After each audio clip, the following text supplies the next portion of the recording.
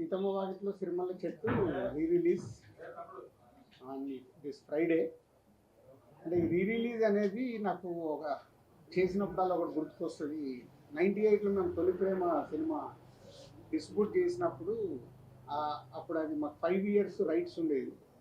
So ఎప్పుడు డబ్బులు తక్కువ ఉంటే అప్పుడు దాన్ని రిలీజ్ పెడితే ఆ సినిమా ద్వారా మనీ వచ్చేదన్న. అలా ఒకసారి అమృత సినిమా ఫ్లాప్ అయినప్పుడు ఫైనాన్షియల్గా చాలా స్ట్రెస్లో ఉంటే మళ్ళీ రిలీజ్ అది 4th టైం. అప్పుడు కూడా ఆ రోజుల్లో అది 10 to 12 lakhs షేర్ కలెక్ట్ చేస్తుంది. అంటే అప్పటి రోజులన్నింటినీ మిరాకిల్ డేస్. అలాంటిది ఇప్పుడు కూడా ఆడియన్స్ వల్ల రిలీజ్ పెడుతుంటే ఎంత ఇంట్రెస్ట్గా థియేటర్కి వస్తున్నారంటే, ఇప్పుడు హైదరాబాద్లో 10 థియేటర్లు వేస్తే ఆల్మోస్ట్ 10 థియేటర్లు ఫుల్ అయిపోయాయి. సో అంటే మేము నిర్మాతలుగా ఆలోచించుకోవాల్సింది జనాలు థియేటర్కి రావట్లేదు అనేది ఒక స్టేట్మెంట్ ఎప్పుడు జరుగుతూ ఉంటుంది. ఓటీటీలో ఉంది. ఈరోజు సీతమ్మవాకిట్లో సిరిమల్ల చెట్టు ఓటీటీలో ఉంది, ఆల్రెడీ చూసేశారు. అయినా ప్రేక్షకులు రావడానికి ఇంట్రెస్ట్ చూపిస్తున్నారంటే ఒక మంచి కాంటెంట్ మళ్ళీ వెళ్దామని వస్తున్నారు. అలాగే మహేష్ బాబు గారు అభిమానులు కావచ్చు, వెంకటేష్ గారు అభిమానులు కావచ్చు, థియేటర్కి వెళ్ళి ఈ సినిమాని ఒక ఆ బ్రదర్స్ మధ్య ఉన్న మూమెంట్స్ని ఎంజాయ్ చేద్దామని ఇన్ని థియేటర్లు ఫుల్ చేశారంటే చాలా హ్యాపీగా ఉంది. హ్యాపీ కంటే హ్యాపీనెస్తో పాటు నాకు ఐడియాలజీ, ఓహో అంటే మనం మంచి సినిమాలు తీయటానికే ఫైట్ చేయాలి, ప్రేక్షకులు థియేటర్కి వస్తారని రిలీజులు కూడా ప్రూవ్ చేస్తున్నాయి. సో ఇది మీతో షేర్ చేసుకుందాము అని ఈరోజు ప్రెస్ మీట్ పెట్టడం. అలాగే ఆంధ్రాలో ఎవ్రీవేర్ వేసిన దగ్గర డే 1 60% 70% అడ్వాన్స్ బుకింగ్లో ఉన్నాయి. మోస్ట్లీ ఫ్రైడే కల్లా అవి రన్నింగ్ ఫుల్స్ అయిపోతాయి. సో అలాగే సుదర్శన్ 35mm సెకండ్ డే కూడా 8th రోజు కూడా 4 షోలు ఫుల్ అయ్యాయి. అంటే చాలా ఒక మళ్ళీ సినిమా రిలీజ్ చేస్తుంటే ఒక ఉండే హ్యాపీనెస్ కనిపిస్తుంది మాకు ఈ సినిమా ద్వారా. So I'm also watching on 7th morning 8 o'clock show. మళ్ళీ 12 ఏళ్ల తర్వాత థియేటర్లో సినిమా చూసి ఎంజాయ్ చేయాలని అనిపిస్తుంది. So I'm going to Sudarshan 35mm 8 o'clock show. And media వాళ్ళు మీరు కూడా వెళ్ళి 12 ఏళ్ల తర్వాత మళ్ళీ ఇద్దరు బ్రదర్స్ వస్తున్నారు కాబట్టి ఎంజాయ్ చేయండి. 12 ఏళ్ల క్రితం మీరు ఈ కాంబినేషన్ సెట్ చేయడానికి ఎలాంటి కష్టపడ్డారు? సో అప్పుడే చాలా ప్రెస్ మీట్లలో చెప్పాం. అంటే మల్టీ స్టార్ చేయడం అనేది ఎప్పుడో మన తెలుగు సినిమా ఇండస్ట్రీలో అందరు స్టార్ హీరోస్, రామారావు గారి దగ్గర నుంచి చిరంజీవి గారి వరకు అందరూ హీరోలు మల్టీ స్టార్ సినిమాలు చేశారు. తర్వాత మారుతూ వచ్చింది. సడన్గా ఎందుకో శ్రీకాంత్ ఐడియా చెప్పినప్పుడు సో ఎలా చేద్దాం ఏంటి అని ఫస్ట్ వెంకటేష్ గారిని తర్వాత మహేష్ గారిని అప్రోచ్ అవుతే ఇద్దరు ఈజీగానే ఓకే అన్నారు, పెద్ద కష్టపడలేదు. వాళ్ళు కథ వినేసి ఓకే అన్నారు. సో దాన్ని ప్రాపర్గా స్క్రీన్ మీదకి తీసుకురావడానికి కొంచెం మాకు టైం పట్టింది. అంటే అవుట్పుట్ ఇవ్వడానికి ఆల్మోస్ట్ అప్పుడు 1 year షూట్ చేశాం. జనవరి 2012 జనవరిలో మొదలు పెడితే 2013 సంక్రాంతికి రిలీజ్ చేసాం. అంటే ఆల్మోస్ట్ 1 year జర్నీ అది షూటింగ్ ప్రాసెస్. ఇద్దరు కాబట్టి అన్ని బ్యాలెన్స్ చేయాలి, అన్ని చూడాలి, ఆ బ్యూటిఫుల్ మూమెంట్స్ వర్క్ అవ్వాలి. కాబట్టి ఈరోజు ఇవాళ రిలీజ్ కూడా అంతా వాల్యూ.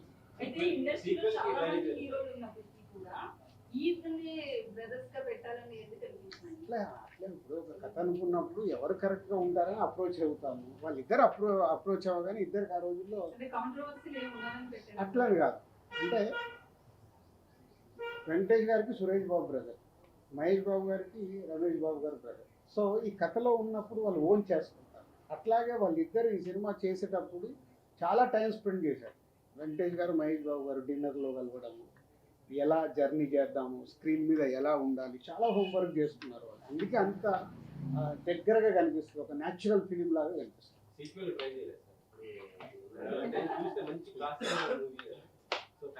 ఇప్పుడు నువ్వు సినిమా చూసావు, మళ్ళీ 7th రోజు చూడు, దాంట్లోకి ఏదైనా ఐడియా దొరికితే వచ్చి చెప్పు. ఊరికే కథ చెప్తా అంటావు కదా, ఆపరిస్తున్నా. సీతమ్మ వాకిట్లో సిరిమల్ల చెట్టు ఎలా చెయ్యొచ్చు సీక్వెల్ తీసుకుంటా, నేను రెడీ. అందరు క్యారెక్టర్లలో ఉంటాయి, దొరుకుతుంది. దొరికిందనుకో తప్పే లేదు. ఏమో టర్నింగ్ పాయింట్ అదేనేమో, అందుకే రిలీజ్ అవుతుందేమో. ట్రై చాలా లాంగ్ గ్యాప్ తర్వాత మల్టీ స్టార్ తీశారు. కానీ అప్పట్లో వచ్చిన టాక్ అవన్నీ మంచి పేరు వచ్చింది, మంచి సినిమా తీశారనే ఇది వచ్చింది. కమర్షియల్గా అప్పుడు అంత పే చేయలేదు మీకు అనేది ఒక టాక్. దాని గురించి ఇప్పుడు మాట్లాడుకోవచ్చు ఏం కాదు. కాదు కాదు, మీరు ఎట్లుంటుందంటే మీ మీడియా వాళ్ళది మాకు డబ్బులు మిగిలిన సినిమాలేమో ఇలా మాట్లాడతారు. సీతమ్మ వాటిలో సిరిమల్ల చెట్లు ప్రొడ్యూసర్కి నాకు డబ్బు మిగిలింది, సినిమాకు ఉన్న ప్రతి డిస్ట్రిబ్యూటర్కు డబ్బు మిగిలింది. అంటే అప్పట్లో ఉన్న టాక్ మంచి పేరు వచ్చింది, పెద్ద హీరోలు పెట్టి సినిమా తీశారు, అంత బాగుంది. కానీ కమర్షియల్ గా అంత ఫేక్ కాలేదు. మళ్ళీ అదే చెప్తున్నా లక్ష్మణ, 12 ఏళ్ళ తర్వాత నేను మాట్లాడుతున్నా. డే 1 మీలాంటి వాళ్ళు అంటే నేను అందరినీ కలపట్లేదు, అద్భుతంగా ఉంది అని మార్నింగ్ షో అయిపోయి చెప్పిన మీడియా వాళ్ళు ఉన్నారు. అబ్బా ఇద్దరు హీరోల్ని పెట్టుకొని ఏందండి ఇలా తీశారు, ఇంకా మేము ఏదో ఎక్స్పెక్ట్ చేసాం. అది మీరు ఎక్స్పెక్ట్ చేశారు, మా తప్ప ఎందుకు అవుతుంది? అడుగుతున్నా అది ఒక్కొక్క థియేటర్ ఫుల్ అవుతున్నా కొద్దీ పెంచుతూ ఉన్నాయి. వాళ్ళ వెడ్నెస్డే కదా, ఫుల్ అయినా కొద్దీ అన్ని మెల్లిగా 10 స్క్రీన్స్కి వచ్చినాయి, అన్ని ఫుల్ అయ్యాయి. జనరల్ ఆడియన్స్ రెస్పాన్స్ ఉన్నారా? ఓన్లీ ఫ్యాన్స్ ఏనా మేము వెంకటేష్ మైకో? అంటే ఫ్యాన్స్తో పాటు ఫ్యామిలీ ఆడియన్స్ కూడా టికెట్స్ అడుగుతున్నారు. సో ఫ్యామిలీ ఆడియన్స్ అడుగుతున్నారంటే వాళ్ళు కూడా థియేటర్కి వెళ్ళి ఎంజాయ్ చేద్దాం. ఇంట్లో టీవీలో పెట్టుకోవచ్చు కదా, కానీ బిగ్ స్క్రీన్లో చూసే మ్యాజిక్, ఆడియన్స్తో పాటు ఫుల్ క్రౌడ్లో చూసే మ్యాజిక్ టీవీలలో మనం దీంట్లో చూస్తే రాదు. ఆ టైంలో మిగిలిపోయిన ఎక్స్ట్రా ఫుటేజ్ గానీ ఏమైనా యాడ్ చేసి చాలా ఫుటేజ్ ఉంది కానీ ఏమీ యాడ్ చేయట్లేదు. అంటే ఒక ఫ్యాన్స్ కానీ ఫ్యామిలీ ఆడియన్స్ కానీ మోస్ట్ అవైటెడ్ ఈ సినిమా రిలీజ్ కోసం చూస్తున్నారు. థియేటర్స్ కూడా అలాగే ఫుల్ అయిపోయింది. ఫ్యాన్స్ నుంచి ఒక డిమాండ్ ఏంటంటే టైటిల్ కార్డ్స్ విషయంలో సపరేట్ టైటిల్ కార్డ్స్ వేస్తే ఇంకా బాగుంటుంది అంటున్నారు. 12 ఏళ్ల తర్వాత మళ్ళీ కొత్త కాంట్రవర్షియల్ మనకు అక్కర్లేదు, అప్పుడు ఏది ఉంది అదే రిలీజ్ అవుతుంది. ఇప్పుడున్న సిచ్యువేషన్ లో ఎలాంటి సినిమా చేయాలంటే మీ బ్యానర్ లో అలాంటి ప్రయత్నం చేయమని చేస్తారు. 100% చేస్తాను. నాకు ఛాలెంజ్ ఉంటేనే కిక్, ఛాలెంజ్ లేకుండా లైఫ్లో కిక్ ఏముంటుంది. సార్ అయితే ఇలా మాట్లాడుతూ తొలి ప్రేమ సినిమా గురించి డబ్బులు అవసరమైనప్పుడల్లా రిలీజ్ అన్నారు. మరి ఇప్పుడు ఈ సినిమా విషయంలో ఎందుకు రిలీజ్ చేస్తున్నారు సార్? Just for enjoyment. కాదు ఏం లేదు, మాకు పక్కన 300 కోట్ల సినిమా వచ్చింది కదా, మర్చిపోయావా ఏంటి? అప్పుడే సంక్రాంతి ఎంజాయ్మెంట్ ఏంటంటే ఒక హ్యాపీనెస్. దీని ద్వారా ఎంత డబ్బు వస్తుంది ఏంటంటే మనీ కాదు, ఆ రోజుల్లో మనీ. ఎందుకంటే అప్పుడు ఆడియన్స్కి చూడటానికి కూడా సినిమా లేదు, ఎప్పుడైనా టీవీలో వస్తే చూడాలి. అప్పుడు ఇంత పైరసీ లేదు, ఇప్పుడు పైరసీ ఉంది, ఓటీటీలో ఉంది, టీవీలో ఉంది. ఇవన్నీ దాటి కూడా థియేటర్కి వస్తున్నారంటే ఫర్ ఓన్లీ ఎంజాయ్మెంట్. మన బొమ్మరిల్ రిలీజ్ అయ్యేప్పుడు నేను వెళ్ళా థియేటర్కి, ఫస్ట్ టైం చూసాను రీ రిలీజ్. అంటే విజిల్స్ కొడుతున్నారు, పాట వస్తే లేచి డ్యాన్స్ చేస్తున్నారు, అంటే అలా 3 గంటలు ఎంజాయ్ చేద్దామని ఫిక్స్ అయిపోయి థియేటర్కి వస్తున్నారు రీ రిలీజ్ అంటే. మొన్న బాంబే వెళ్తే కూడా హిందీ సినిమా ఒకటి 45 crores గ్రాస్ కలెక్ట్ చేసింది మన రీ రిలీజ్లో.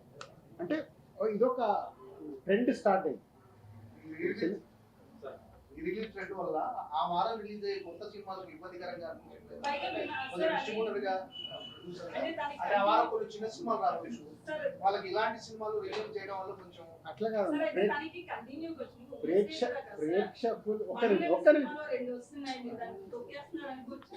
నీకు కావాల్సింది అదిగా హెడ్లైన్. ఇప్పుడు ప్రేక్షకులు కోరుకుంటేనే కదా 10 థియేటర్లు ఫుల్ అయ్యాయి. ఎందుకు ఫుల్ అయ్యాయి? అడ్వాన్స్ బుకింగ్గా ఈరోజు 10 థియేటర్లు ఫుల్ అయ్యాయంటే ఎందుకు? ప్రేక్షకులు కోరుకునేది మనం ఇవ్వాలి, కానీ ప్రేక్షకులు కోరుకుని మనం ఎంత పెద్ద సినిమా ఇచ్చినా వాళ్ళకి నచ్చలేదు అనుకో, బాయ్ బాయ్ చెప్తున్నారు మార్నింగ్ షోకి.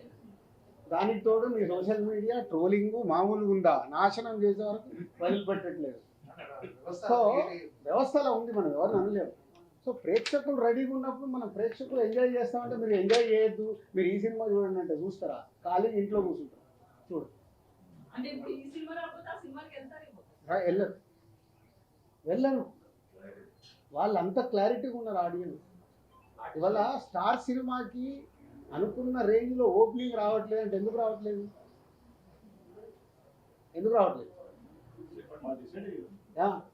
ఎలా డిసైడ్ అవుతున్నారు?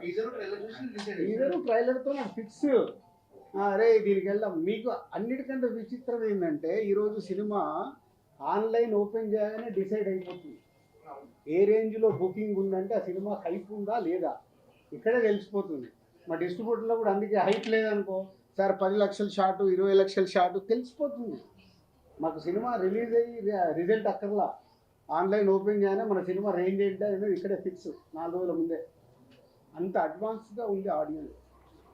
మీరు నెగిటివ్ ఆలోచించాల్సిన అవసరం లేదు, బీ పాజిటివ్. దానికి ప్రొడ్యూసర్లని, డైరెక్టర్లని, హీరోలని ప్రిపేర్ చేయండి. నా సినిమా ఇక్కడే డిసైడ్ అవుతుంది. దానికోసం మేము ఫైట్ చేయాలి. నెగిటివ్ దాంట్లో జర్నీ చేయాల్సిన అవసరం లేదు. మంచి దానికోసం ఫైట్ చేస్తే మంచి కాంటెంట్ వస్తుంది. నాకు సీతమ్మ వాటిలో సినిమాల చెట్టు రిలీజ్లో నేను ఇన్స్పైర్ అవుతున్నాను. అరే ఆడియన్స్ రావట్లేదని నేను భయపడాల్సిన అవసరం లేదు. మొన్నే సంక్రాంతికి వస్తున్నాము, సెన్సేషనల్ హిట్ అయింది. థియేటర్లో హిట్ అయిన తర్వాత కూడా Z5 వాళ్ళు 12 అవర్స్కే ఇంత అయిందని వాళ్ళు కేకులు తీసుకొచ్చి స్వీట్లు తీసుకొచ్చి ఇచ్చి వెళ్ళిపోయారు. This content. సో ఇలా జనాలు మనకు ఎనర్జీని ఇచ్చినప్పుడు ఎనర్జీని మనం పాజిటివ్ సైడ్ మర్చుకొని ఎస్ వాళ్ళకి రీచ్ అయ్యే సినిమాలు చేయడానికి ప్రయత్నం చేయాలి. చెప్తాను ఫైనల్ అయ్యాక చెప్తాను. ఫైనల్ కాకుండా ముందు అన్ని రూమర్స్.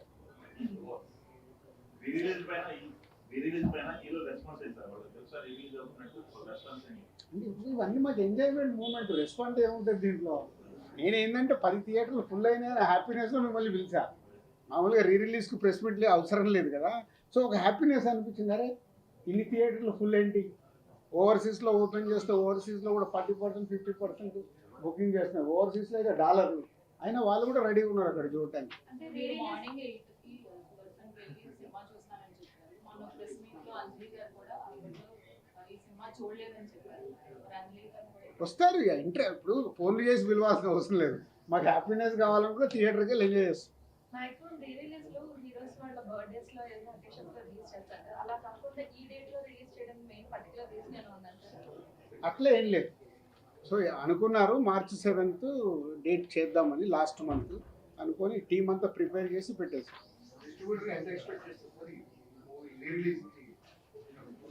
దీనికేమో ఎక్స్పెక్ట్ ఎంత వచ్చినా హ్యాపీనెస్.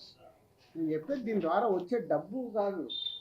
అంటే రిలీజ్కు ప్రేక్షకులు ఇలా థియేటర్కి వస్తున్నారంటే ఎగ్జిబిటర్ హ్యాపీగా ఉన్నారు. సార్ ఈ సినిమా చేస్తుంటే ఫుల్స్ సార్ అని వాళ్ళే మామూలు హ్యాపీనెస్ కాదు కదా.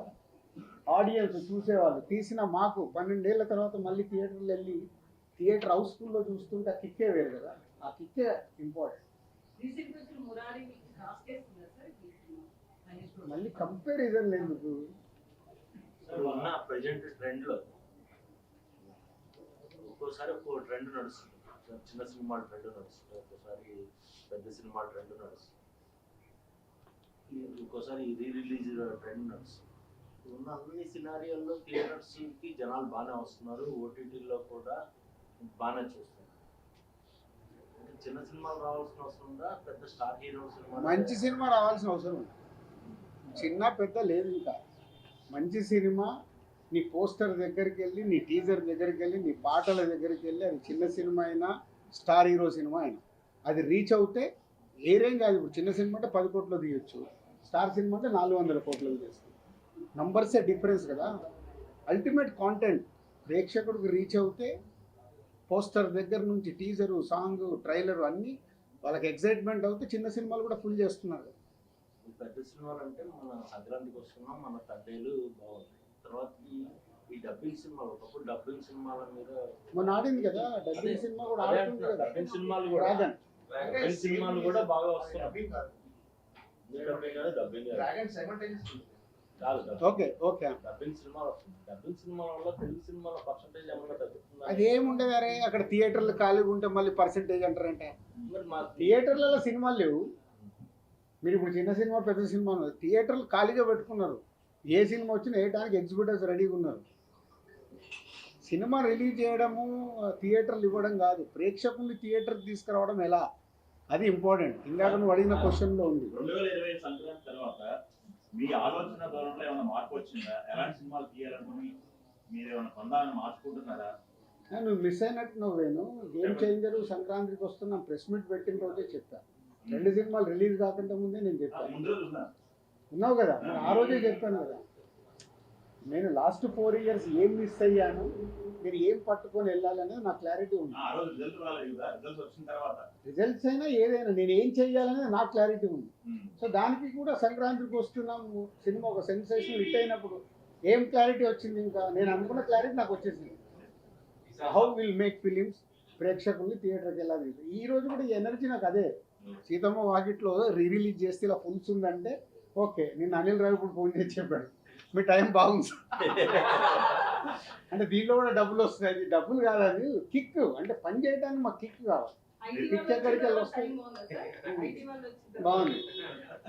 మీ బ్యానర్ లో ఇంకా చాలా అంటే ఐటీ వాళ్ళు రావడం వల్ల పాత 10 సంవత్సరాలు ఉన్న క్లియరెన్స్ మొత్తం క్లియర్ అయిపోయింది కాబట్టి యాంజియోగ్రామ్ చేయించుకున్నంత హ్యాపీగా ఉన్నారండి. ఈ సమ్మర్ పెద్ద సింబల్ ఏం లేవు అసలు. మొత్తం ఈ సమ్మర్ ఎందుకు లేవా? ఎవరు కూడా ప్రతి వారం 2 సినిమాలు మళ్ళీ అదే పెద్దవి ఉన్నాయా చిన్నవి ఉన్నాయి కదా, ఆడే సినిమాలు ఏమి ఉన్నాయి చూసాం. ప్రేక్షకులకు ఏం నచ్చుతుందో మనకు తెలియదు కదా. సరే గద్దర్ అవార్డ్స్ ఎప్పుడు ఇప్పిస్తున్నారు ఏంటి? అది ఎఫ్డిసి సపరేట్గా మాట్లాడు. ఎఫ్డిసి సపరేట్గా మాట్లాడు. ఇప్పుడు ఓన్లీ దిల్ రాజు ప్రొడ్యూసర్గా మాట్లాడు. సార్ అయితే పైరసీ మీద మనకి గేమ్ చేంజర్ కావచ్చు, తండ్రి కావచ్చు, ఇంత ఎఫెక్ట్ అయ్యారు. ఎవరిని అడిగినా కలుస్తాం అంటున్నారు. టాలీవుడ్ ఆల్మోస్ట్ ప్రొడ్యూసర్స్ ఎవరు ఒక మీటింగ్ కనీసం పెట్టుకోలేదండి సార్, ఇంత ఎఫెక్ట్ అవుతున్నప్పుడు. అది ప్రొడ్యూసర్స్ అందరికి అడగాలి. వాళ్ళు అడిగాను సార్, నేను బలివాస్ గారు కలుస్తాం ఏదో అంటారు అంతే. అమిత్ గారు కూడా ఆ రోజు అదే ఇక్కడ చెప్పారు. ప్రాబ్లం అదే, ఆ వారం రిలీజ్ అయిన వాళ్ళకే నొప్పి, తర్వాత పెద్ద పట్టించుకోరు. మా సినిమా ఫీల్డ్లో ఉన్న మా బ్యాడ్ అదొకటే, కలిస్తే చాలా మార్చుకుంటూ రావచ్చు. కలవటానికి ఏంటంటే ఎవ్రీ ఫ్రైడే వాళ్ళ పెయిన్, ఆ ఫ్రైడే సాటర్డే సండే అయిపోగానే మళ్ళీ మండే నుంచి కొత్త షూటింగ్ ఏంటి, కొత్త సినిమా ఏంటి, దాంట్లో పడిపోతారు. పక్కోడేమో ఈ సినిమా రిలీజ్ అయిందా, ఎలా ఉంది టాకు, ఇలా ఫ్రైడే సాటర్డే సండే, అరే హెచ్డి ప్రింట్ వచ్చిందా, అయ్యో ఎట్లా మరి మన సినిమాకి ఎట్లా, ఆ రోజు పడుకొని లేస్తే వాళ్ళు మర్చిపోతారు. సరే ఇప్పుడు దానికి ఒక ఉద్యమం కావాలంటే అందరు ఆ పెయిన్ అర్థం చేసుకొని ఇప్పుడు అండర్ ప్రొడక్షన్లో ఉన్న ప్రొడ్యూసర్లు అందరూ స్పీడప్ అవ్వాలి. స్పీడప్ అయ్యి మార్చుకోవడానికి ఏం చేయాలి? మధ్యలో పోటీ కానీ అంటే సత్సంబంధాలు అనేవి లేకపోవడం వల్ల కూడా కాబట్టి సంబంధాలు అద్భుతంగా ఉంటాయి. సంబంధాలు అంటే బయట కనిపించే కదా సార్, పెయిన్.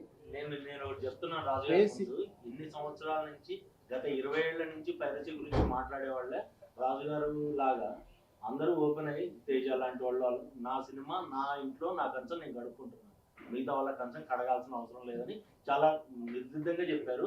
దయచేసి ఈ పైరసీల గురించి మనం ప్రొడ్యూసర్ని క్వశ్చన్ అడగడం మానేయాలని నా విజ్ఞప్తి. సో డెఫినెట్గా అంటే క్వశ్చన్ వచ్చింది కాబట్టి ఒక్క నిమిషం అంటే ఎఫ్డిసి ద్వారా హైదరాబాద్లో బేస్ కాబట్టి ఏం చేద్దాం అనేది కొంచెం నేను లీడ్ తీసుకుంటున్నాను. అంటే ఏ ప్రొడ్యూసర్ కూడా నన్ను ఇంకా ఎఫ్డిసికి వచ్చి ఈ క్వశ్చన్ సరే ఏం చేద్దాం అని అడగల. అయినా నేను ఒక నిర్మాతగా నాకు రెస్పాన్సిబిలిటీ ఉంది కాబట్టి గవర్నమెంట్కి ఆల్రెడీ ఒక లెటర్ ప్రిపేర్ చేశాను. సో డిపార్ట్మెంట్తో కూర్చొని ఏం చేయొచ్చు, ఎందుకంటే బేస్ అంతా హైదరాబాద్లో ఉంది కాబట్టి తెలుగు సినిమా చేద్దామనే ప్రయత్నం స్టార్ట్ చేశాను. అడిగారు కాబట్టి లీక్ చేసేస్తున్నాను ఇది. బట్ ప్రొడ్యూసర్ మళ్ళీ ఇది మా పెయిన్, దిల్రాజు ఒక్కరు కాదు, సినిమాలు తీసే ప్రతి నిర్మాత కూర్చొని చేసుకోవాల్సిన బాధ్యత. ఒక సినిమాకు డ్యామేజ్ అవుతే డబ్బు పోయేది ఓన్లీ ప్రొడ్యూసర్వే. ఆ ప్రొడ్యూసర్స్ ఎందుకు చేరుకోవట్లేదు అర్థం కావట్లేదు. హీరోకి ఎఫెక్ట్ అవ్వదు, డైరెక్టర్కి ఎఫెక్ట్ అవ్వదు, సినిమా రిలీజ్ అయ్యాక వాళ్ళ రెమ్యునరేషన్లకు ఎఫెక్ట్ అవ్వదు, నెక్స్ట్ సినిమాలకు వెళ్ళిపోతారు. డ్యామేజ్ జరుగుతుంది ఓన్లీ ప్రొడ్యూసర్. కానీ ఆ ప్రొడ్యూసర్లు ఎందుకు మేలుకోరు అర్థం కాదు. వాళ్ళు కదా, వాళ్ళ డబ్బు కదా, వచ్చి కూర్చొని ఏం చేద్దాం. అండర్ ప్రొడక్షన్ ఉన్న ప్రతి ఒక్కళ్ళు రియలైజ్ అవ్వాలిగా, గేమ్ చేంజర్కి హెచ్డి ప్రింట్ వచ్చింది, తండేల్కి హెచ్డి ప్రింట్ వచ్చింది, రేపు మీ సినిమాలకు రాదా. కాబట్టి అండర్ ప్రొడక్షన్లో ప్రొడ్యూసర్స్, సినిమాలు మొదలు పెడదాం అనుకున్న ప్రొడ్యూసర్లు వచ్చి కూర్చొని దానికి ఒక రూట్ వేసుకోవాలి. లేకుంటే రేపు బొక్క కుండకి అలాగో చిల్లులు పడ్డాయి, ఆ చిల్లులకి వెళ్ళి రేపు వాళ్ళకు అది ఎఫెక్టే. ఎఫ్డీసీకి వెళ్ళి ఆల్రెడీ లీడ్ చేసాము. ఈ ప్రెస్ మీట్ ద్వారా ఆ నిర్మాతలకు అర్థమైతే వాళ్ళు ముందుకు వస్తే అందరం కూర్చొని వర్కౌట్ చేస్తాం. Thanks for your question. జనవరి 1 నుంచి డిసెంబర్ 31 వరకు ఆ సంవత్సరం ఎన్ని సినిమాలు చేశాము, మా బ్యాలెన్స్ షీట్ ఎలా ఉందని ఒక్కొక్క సినిమా బేరీజ్ చేస్తే నేను నెక్స్ట్ సినిమాకి పని చేయలేను. డిస్ట్రిబ్యూషన్లు అన్ని సినిమాలు కొంటాం, ఒక ఫ్లాప్ పడిపోతుంది, చాలా డబ్బు పోతుంది. డబ్బు పోతే నెక్స్ట్ డే ఫ్రైడే అయిన తర్వాత సాటర్డే నాకు ఎనర్జీ కావాలంటే ఆ నెక్స్ట్ ఇయర్ ఉన్న సినిమాలు, బ్యాలెన్స్ ఉన్న సినిమాల మీద ఫోకస్ చేస్తాం. కాబట్టి దాంట్లోకి వెళ్ళి ఒక సక్సెస్ వచ్చినప్పుడు బ్యాలెన్స్ షీట్ చెక్ చేయాలి. నెంబర్ ఆఫ్ మూవీస్ చేస్తున్నప్పుడు ఒకటే సినిమా చేసామనుకో మీరు అడిగినట్టు నాకు రిజల్ట్ మీద డిపెండ్ అయి ఉంటుంది. బ్యాలెన్స్ షీట్ చూసినప్పుడు ఆ ఇయర్ టోటల్ ఎన్ని సినిమాలు చేసాము, ఎంత నష్టమా లాభమా అక్కడే డిసైడ్. నో షాక్ ఉంటే నేను సాటర్డే మీ ముందుకు రాలేను కదా. రౌడీ జనార్దన ఎల్లమ్మ రెండు రెడీ అయిపోయి, రెండు ఆల్మోస్ట్ ఏప్రిల్ మేలో టేక్ ఆఫ్. చెప్పలేదు ఇంతకుముందు.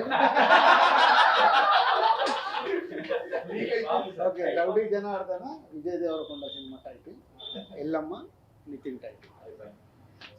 ఓన్లీ హైదరాబాద్ లోనేనా అండి సీతామార్కెట్? No everywhere, world wide. US లో ఆల్సో బుకింగ్. 10 థియేటర్లు అయ్యాయి అంటున్నారు కదా, ఇక్కడ మాత్రమే హౌస్ఫుల్ ఇక్కడ 5 రోజుల ముందు హౌస్ఫుల్ అయ్యాయి. సో ఇప్పుడు ఇంకా ఫ్రైడే కాబట్టి ఇంకా 2 days ఉన్నాయి కదా, ఇప్పటికి బయట 60-70% ఉన్నాయి, రన్నింగ్లో ఫుల్ అయిపోతాను. మొన్న సంక్రాంతికి వస్తున్న సినిమాకి క్లోజ్ అయిపోయిన థియేటర్లు కూడా ఓపెన్ అయ్యే సినిమా గురించి విన్నాం సార్.